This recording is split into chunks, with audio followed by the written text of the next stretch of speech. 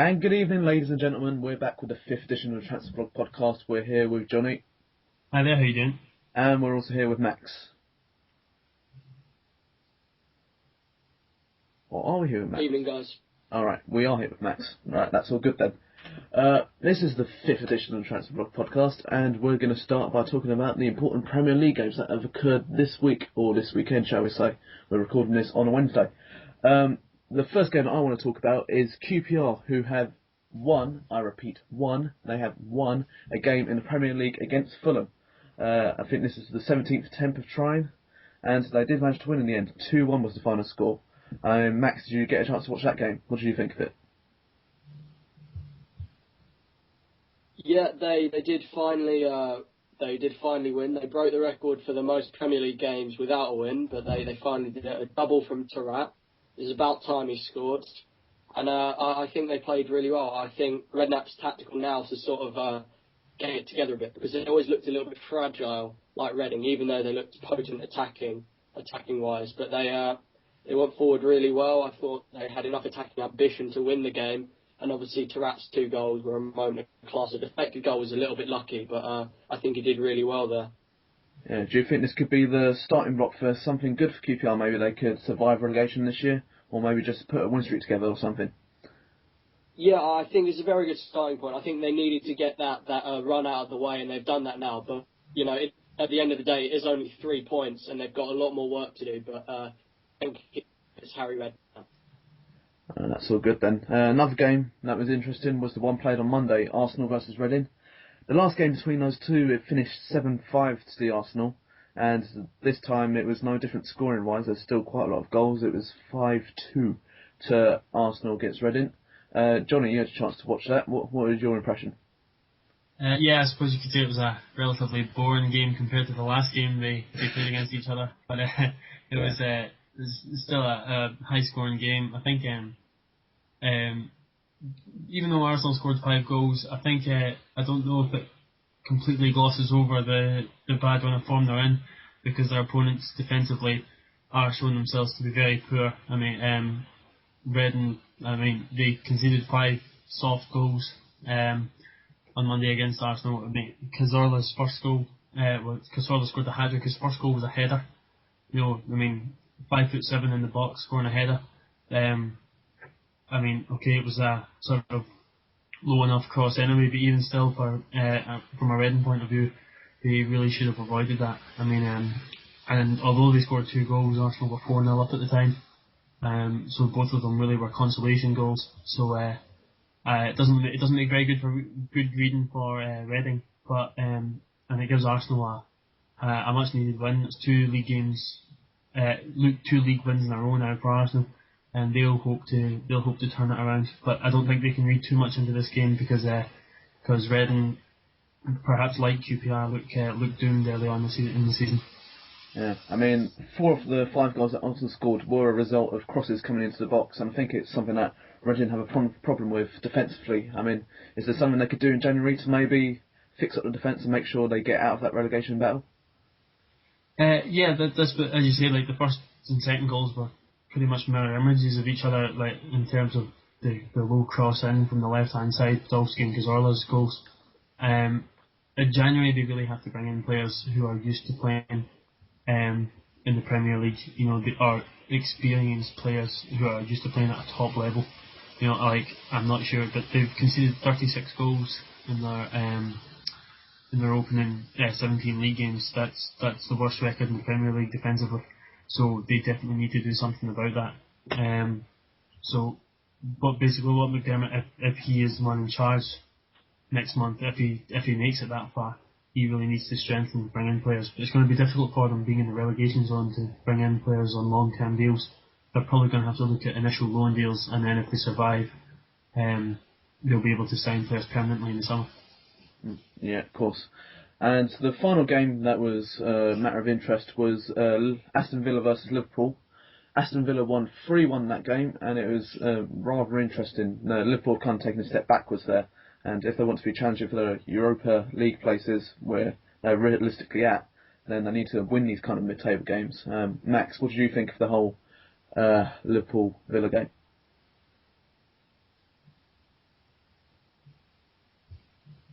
Yeah, I think if Liverpool had any serious ambitions of being in European competition next year, any European competition, I think they really need to win games like this. It was a strange one, really, because, Lucas was back in the team. He had a bit more defensive solidity. They'd put Downing back on the left wing and Enrique back at left back, which I think makes a really big difference. Their formation was settled. They'd won 2 in a row, I think. Got a lot of momentum building, and Villa just set them back in their tracks at Anfield. It was almost like the team's roles were reversed, and that Villa were playing in front of 60,000 adoring fans because Villa played really well. They were a very ambitious attacking. They had a lot of forward passes, a lot of movement, and in the end, it was the front line that did the damage. Big Benteke and Weimann. And, of course, this was all without Bent and Agbonlahor, and so fair play to them, because I think they deserved the victory. I mean, it was a pretty interesting weekend in the Premier League this season. Not even this season, this week. We're getting a bit carried away there. Villa were in the midst of a relegation battle during the start of the season. They found it really difficult to win. And now with this new win, this 3-1 win against Liverpool, do you think this could be the start of something new for Villa? Maybe they could possibly make a charge for the top half of the table? Possibly. I probably wouldn't go that far, but I think they've definitely got enough about them in their squad to avoid relegation. I do like Paul Lambert. I think he's a good manager. I think he's much better than McLeish was. They've got a young squad and they're throwing a lot of young players in because of injury. I think that they're learning really quickly and they've got a great chance of staying up this year. All right, nice analysis there.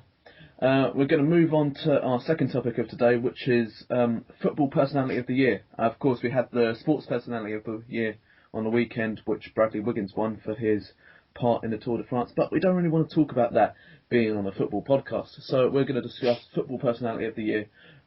We're choosing a player, preferably from the British Isles, and a manager who we think, who's had the greatest achievements, shall we say. I mean, the player I went for was Gareth Bale, who's been a real find for Spurs. Well, not even a find, he's been a star player for them. He's really progressed since he's signed from Southampton, and this year in particular has been one of his strong points. You can see him during most Premier League games and in Europe as well, charging down the wing and also delivering them crosses and also scoring as well, because he's very good at cutting on his inside and he's just progressed greatly as a player. He's now probably one of the best wingers in Europe, shall we say. I'm not quite sure if I'm exaggerating a bit, but he has progressed massively.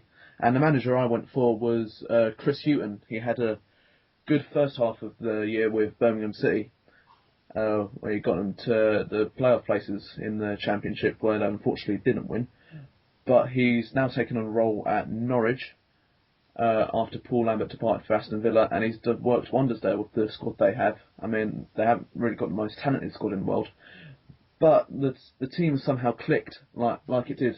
They managed to keep the consistency from the first season with Paul Lambert, and now Chris Hughton's managed to implement his kind of style as well, and has made them quite a solid team. They're now doing very well in the Premier League. They're the form team, and it's going to be quite hard to try and stop them.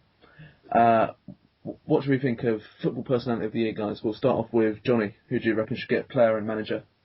Well, seeing as a personality award, as opposed to like that sort of for the player, I've actually went with like a sort of a lower league player. I went with Lee McCulloch at Rangers, even though they're in the third division. I think the reason for that, I mean, obviously all the trouble with Rangers over the summer, they went financially they were close to going completely out of existence, being demoted to the third division, the lowest tier Scottish football, which is just devastating for the club really. And you're looking at just pretty much all of their senior players left. I mean, big players like Naismith, even Naismith and even like Broadfoot, McGregor, all these players left over the summer. So the team is a very young team, but one player who showed I think loyalty to the team is Lee McCulloch. He stayed. He didn't have to go. He got offers from various mid to low table Premier League sides and Championship clubs, but I think it's a rare sign of loyalty to a club. and he's recently signed a contract extension with Rangers as well to keep him there till 2015. He's club captain now. I think it's I think it's one of those rare signs of player loyalty to a club. Not being influenced by the money side, which you see all the time. So for that reason, I would give it to Lee McCulloch. What do you think for manager? And manager, I went with lower leagues as well. I went with Eddie Howe, the Bournemouth manager. I think you'd have to say he's probably pick of the young managers in the Football League right now in England. I mean, he went to Burnley, didn't have a great time there. Okay, but then Bournemouth is obviously his club. He took over there in October. He returned there in October, and since then he's taken Bournemouth from relegation peril and now he's got them sitting fairly comfortable in ninth position. And again he's showing loyalty by going back to a club when he didn't have to do that. So I think it's another sign of loyalty and obviously success as well, because he's now got Bournemouth. They can now have an outside chance of challenging the playoffs for League One, which would be excellent if they could make a push to try and get to the Championship. It would be a great feat for the club. Yeah, Max, what are you thinking for personality of the year and player and manager? Well, I was thinking about Peter Crouch because he seems to be the kind of guy that enjoys his football, and his boss Tony Pulis, who I've got great respect for on the job he's done there. But in the end, I went for Alex Oxlade-Chamberlain. He's a really young lad. He made the step up from League One after only 36 games for Southampton, and he sort of fought his way into an Arsenal team, which is hardly short of midfield players. And I think he's done really well. He's got a good head on his shoulders. He seems quite mature for a young guy. And he's in the England squad, and I think he's a great prospect for the future. What are you thinking for manager? I'm also going to go lower leagues like Johnny. I'm thinking Paolo Di Canio. He hasn't really had much of a managerial reputation after he quit the game, and he's gone to Swindon, who a fairly average club with all respect to their supporters, and he's made a lot of really good signings, shrewd signings. He hasn't spent masses of money, and he's got them moving up. I think they're in League One now. They're challenging for promotion to the Championship, and he's very honest, and I respect that about him. He's also got a bit of a temper on him, which I think all fans like to see when the manager's getting as involved as the players. So Paolo Di Canio for me. All right. If any of the Transfer Blog viewers there would like to leave a comment on this video saying that who they agree with, whether they agree with me, agree with Johnny, agree with Max, and your opinions will surely be credited, and we would like to hear from you. Next topic we need to move on to is the homegrown player rule. I mean, I had a conversation with my mates about this yesterday, I think it was. England, the national team, are now 6th in the world rankings. Many question whether they should be that high at all. And a thing that they suggested was the homegrown player rule, that BPL teams should have half of their lineup being from the home nations. So that means 6 players from each starting lineup should be English, Northern Irish, Scottish, etc., etc. Or it might just be English. I haven't really researched it that well, which is not very good of me. But nevertheless, what do we think of this? I mean, Spain, they've got most of their players are from Barcelona, Real Madrid. Actually, hold on a sec. The top clubs in Spain, they've got all their Spanish players, which probably makes them the great side that they are. They're now number 1 in the rankings. But in the Premier League, we've got quite a lot of foreign players in starting lineups, and you've got teams like Arsenal who rarely field English players. I mean, you've got Walcott and Oxlade-Chamberlain, but before them, it was just mainly all foreign lineups, wasn't it? So, what do we think, guys? Do we reckon that the Premier League teams, the starting lineups, should have this rule? Well, I'm not too sure because I was doing a bit of research on this topic, and I decided to look at the scores, the nations of scorers every week from the Premier League, and there's only one instance in the whole Premier since the start of this season. There was only 1 week when the most goal scoring representatives in the division has not been English, and that one week it was actually there was more Scottish players scored than any other team in the league, than any other nation in the league. So it's not like foreign players have completely taken over. There's still a predominantly English and sort of home nations influence to the league, which separates it apart. Obviously, the ideal is to have 8, 9, 10 homegrown players or English, Scottish, Irish players in the lineup, or Welsh. But the problem is, if players aren't good enough, the best players are going to get picked. And if that player happens to be from wherever, Spain or Portugal, Germany, Brazil, Argentina, somewhere like that, then he's going to get played over the English player.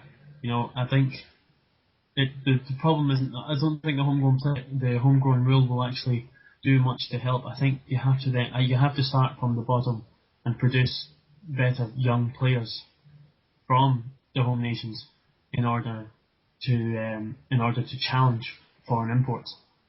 But all these foreign imports, they're getting brought in, and they're the best players in the world, and they're coming into these top clubs, and they're not giving the young players a chance to play. Like for Chelsea, for example, Ryan Bertrand, who's a top prospect, he's not going to get much game time because Chelsea have too many great wingers from other countries, such as Eden Hazard.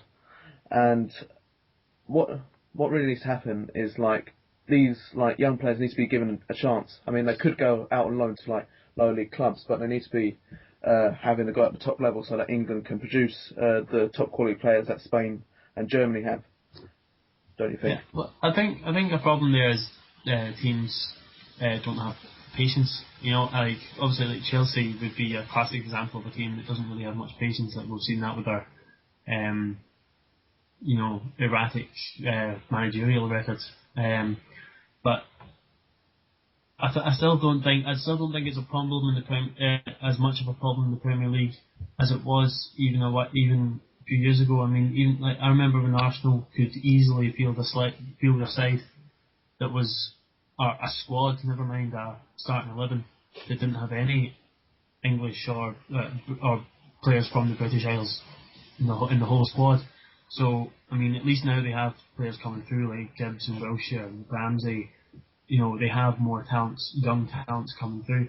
So I think there is an improvement in the sort of grassroots level, but at the moment I think the tide is slowly turning, and obviously the aim is to get to the stage that teams from say Germany and Spain are at, where about 75-80% of the team of most of the squads from these countries are homegrown players. But that doesn't happen right away. I think you have to give it time. I mean, I think that if you all of a sudden started giving thrusting homegrown players into squads, then teams wouldn't play as well in Europe, and the league's profile would go down, which is not what the Premier League wants as a business. I think this is something that has to happen gradually over time. And I think there are signs it is happening, as nations embrace the sort of philosophy of the likes of Spain. But you did mention about young players. These young players, we are producing quite good talent as national side. So do you think in the coming years, well, I say national side, we're talking about England here, not any of the other British Isles, but as a national side, are England going to possibly move upwards in the world? Come 2016, 2020. Yeah, I think their world ranking is a bit flattering at the moment. I mean, I think that's more that shows that sort of the misbalance in sort of the point system. But they are still one of say the top 20 teams in the world at the moment, which in the grand scheme of things you've got to still consider being a good position. But I think that sixth, instead of being a sort of false position that they're in now, could be a real position, because obviously it's been shown at national tournaments recently that they aren't at that level. In the top 8, they aren't really making quarterfinals and things in the past few competitions. It's often the last 16 stage, or obviously the quarter-final stage of that in the European Championship. So I think there is definitely a bit of a way to go for that. But obviously, I think sixth position could become their true position. Fifth, sixth in the world if they keep going the way they are with developing homegrown players. But I think fans have to be patient as well. Fans can't expect, by say 2014 or 2018 World Cups, they can't expect the problem to have been solved by then. You really are talking about like a next generation of players, going into 2022 and these kind of competitions. That's the competitions you've got to be aiming for, to have a strong team, to be able to give yourself time to develop and, to become a force, and obviously for that time you have to improve your league as well. So do you think this rule should be introduced? I don't. No. I don't think that. I don't think it will have a benefit if all of a sudden teams are forced to play players who aren't yet good enough. It'll have a short-term bad effect on the league, and in a business sense, that isn't good. Obviously, in an ideal world, you would want a team that is predominantly made up of homegrown players, but that doesn't happen right away. And maybe if there was like a gradual implementation of the rule, if it instead of, I don't know, is it 3 or 5 players you need in your squad at the moment? Yeah. Like and the subs bench as well. If you maybe increase that slightly now to, let's say, 7, and review it again in about 5 years' time, I think that's the only way you could realistically improve things. Yeah. Max, can we get a brief answer from you? Do you think it should be introduced?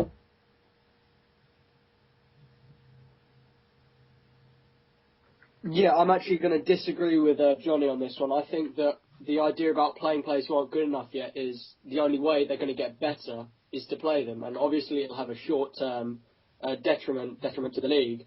But I think that it's really important that our league plays young players so that they will become good enough to play regularly for these teams in the Premiership. But I would agree with him on the grounds that like English players in the English league is a bit idealistic and it will be difficult to impose. But widely, I'm for the proposal just based on improving our national team. Yeah, that's great stuff. If you'd like to leave a comment saying if you agree with Johnny or with Max on this one, then that would also be much appreciated.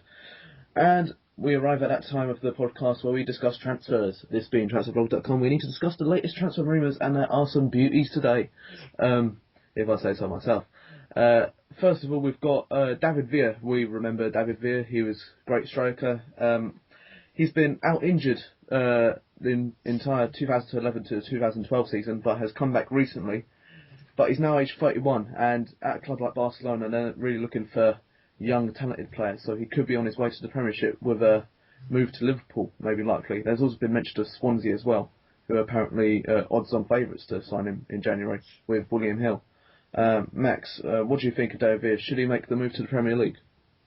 I think it's a really good opportunity for him. I mean, Barcelona, as you said, they're looking for younger players. They've got a few young ones coming through. They've got Tello on one side and Sanchez and Afellay as well. And I think that Villa won't get much of a look in, especially seeing as he was injured for almost all of last season. I think he is 31. He's coming to the end of career. Obviously, money isn't going to be a problem for him. I think, this would be his final challenge. It's a chance to prove himself properly. And I think it'd be a chance for Rodgers to finally get a decent winger in, because they've had a couple of shockers in the past. They've had, Downing and Joe Cole and Rodriguez and Kaut Benayoun. And to be honest, I think Sterling and Suso are too young to be regularly playing. And so at the kind of cut price, 10 million, which is the figure that's been bandied around, I think it'd be a really good signing for both Villa and for Liverpool. Do you reckon the 10 million figure is fair for David Villa? I mean, he was the best striker in the world 4 years ago. I mean, 10 million, is that a bit cheap? Should I be asking a bit more? Or what do you think of the figure? I don't know if the figure would I can't see Liverpool being able to. I know they could afford his massive wages, but I don't know if they could provide an incentive for David Villa. I I'd be surprised. The only reason I'd be surprised is he's not going to really have much of a chance, immediately of playing in Europe. And at 31, you really want to be playing as much as you can at the top level. That would be my only concern regarding that move for him. I don't know if that would be feasible, in terms of what Liverpool have to offer for him. But obviously, if you're at the top like Barcelona, you have got to drop down a bit, shall we say, in order to get this first team football. I mean, Liverpool is quite a large step down from Barcelona. No offence to any Liverpool fans listening in on this, but it could be a rather decent acquisition for Rodgers if he could pull it off. I mean, wages would be a problem, but they did pay 35 million for Andy Carroll, so then they have been more wasteful with money before. Yeah, but that's what I don't know. Like that's what if they get into Europe at any level, Europa League, even then I think then this move could well happen. But that's the only problem is, will this move happen if this move is to happen in January? I think that would be too early for David Villa to be able to realistically make up his mind. Yeah. Another one we've got is El Shaawary, the 20-year-old from AC Milan, who's on fire in Serie A at the moment. He's got 14 goals and 17 appearances this year, and only 20 years old. He could be on his way to. It's been mentioned that he could be on his way to Arsenal. I mean, is he the sort of player who would fit in at Arsenal? Anyone's got any opinions on that? I think he would be a useful player to any team. I mean, obviously he's one of those hot prospects at the moment. That everybody seems to be wanting him. All the top teams seem to be linked with him at some stage. It's the usual thing. But obviously AC Milan is a team in obvious transition at the moment, and a bit of decline. So it's a case of whether, if he wants to move on to the Premier League, a team like Arsenal would obviously be ideal because he would be guaranteed, I think, to be given first team football if he went to Arsenal, as opposed to maybe if he went to Manchester United or Chelsea or Manchester City, where they have more expansive squads. I think if he went to Arsenal, it'd be a good move. But then, in terms of continuing to play regularly, it's just a matter of his dream is to play in the Premier League or not. And obviously, again, another factor is whether Arsenal can make the Champions League. I don't think he would want to drop down to a team like David Villa. I don't think he would want to drop down to a team that's playing in the Europa League. I think he would be looking at a team Champions League only. And so if Arsenal don't get that, I don't think he'll make that move. I don't think the move will happen in January either. I think you've really got that. I think that's another one that will realistically happen in the summer, because AC Milan aren't going to want to lose him unless it's for a huge price halfway through their season, considering how poorly they've been so far this season.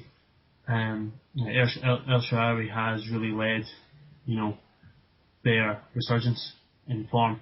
So I think if he's going to make a move, it's going to be in January. Yeah. Another young player in June, sorry. Yeah. I thought you meant that. Another young player who's been talking about being on the move is Jack Butland, the young Birmingham City keeper. Of course, he was taken to the Euros as backup for Joe Hart and Robert Green, his third choice keeper, and he looked fairly decent in training when I was watching him during the Euros. I mean, he's been talked about moving to either Liverpool or Everton, make a jump up from Championship to Premiership. I mean, Max, do you think it'd be a good move for the young keeper? Yeah, I really do. I went to a Palace versus Birmingham game the other week, and I thought he was very impressive. He's young, but he's quite tall. He's agile. He's got good hands. He's got great reflexes. I think he's a very, very good all-rounder, and he is playing regularly for their team. He is only 19, but as you say, he went to the World Cup. He was in the senior squad. He's done really well for the under-21s.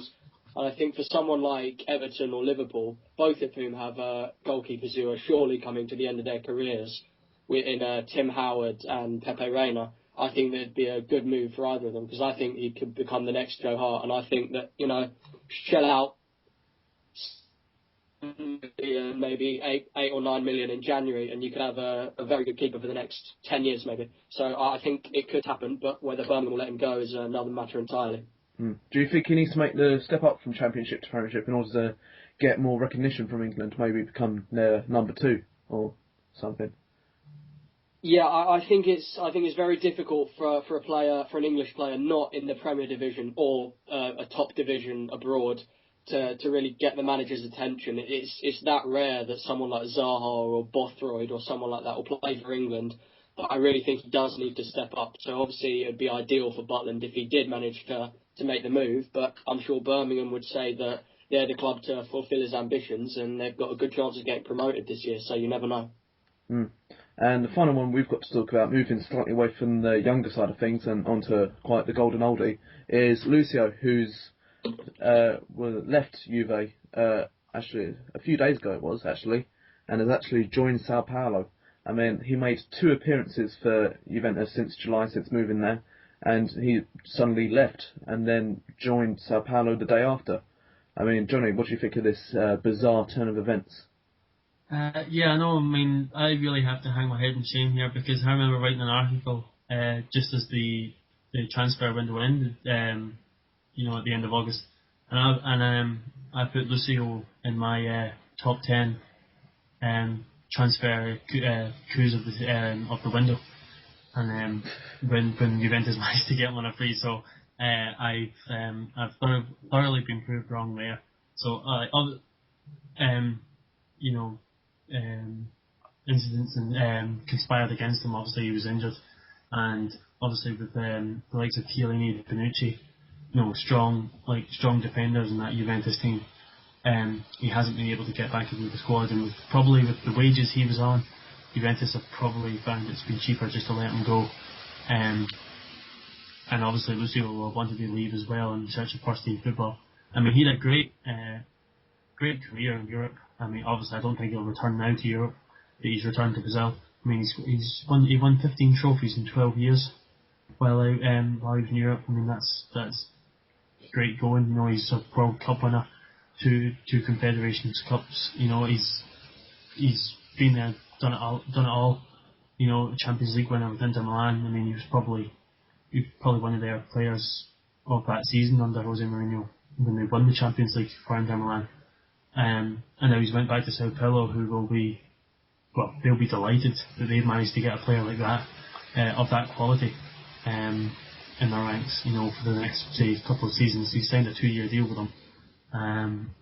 So obviously that's a great move for Sao Paulo. But do you think it was the right decision to make the venture over to Brazil rather than staying in Europe and maybe getting some more European experience there? I mean, Brazil leagues, they are getting better, but they're probably not considered as strong as the European league. So do you think that was the right decision on his behalf? I think it was, yeah, because he's 34 years old. I mean, you're talking probably the next 2-3 years he'll be thinking about retirement, and he's probably thinking, I have the option to go home, or I have the to my homeland, or I have the option to go to another club in Europe. Maybe fight it out for a position. Playing for a team I'm not fully committed with in a league I'm not wholly interested in. So he's probably just thinking, I have the opportunity to go home. He's probably still on a good contract there, and he'll be looked up to, obviously, in the Sao Paulo squad as one of the oldest members of the squad. He's joining up also with, former teammates, in the Brazil national squad. Like Chenny in goals was part of that 2002 World Cup squad as well. So, he's joining up with people he's familiar with as well, which and Luis Fabiano as well. So he's going to a team he's probably going to be more familiar with and more willing to play for. Will we be expecting your resignation following that little Lucio blip that you done? No, I'm going to keep. I'll keep trying. I didn't go as it wasn't as bad as trying to say, perhaps Downing was Liverpool signing the season last season. It wasn't quite in, something like that bad. So I think I'll give it another shot. Okay, well that's all good then. We're going to end it slightly shorter than last time. I mean, I think last time was about an hour-ish. Or Max, do you have something to say? Or was that just... don't worry. Yeah, we're going to end it slightly shorter then. It's been a good one. I think. But yeah, it's goodbye from me, Billy Taylor. It's goodbye from Johnny. Yeah, see you later. Thanks. And it's goodbye from Max. Thanks for listening, guys.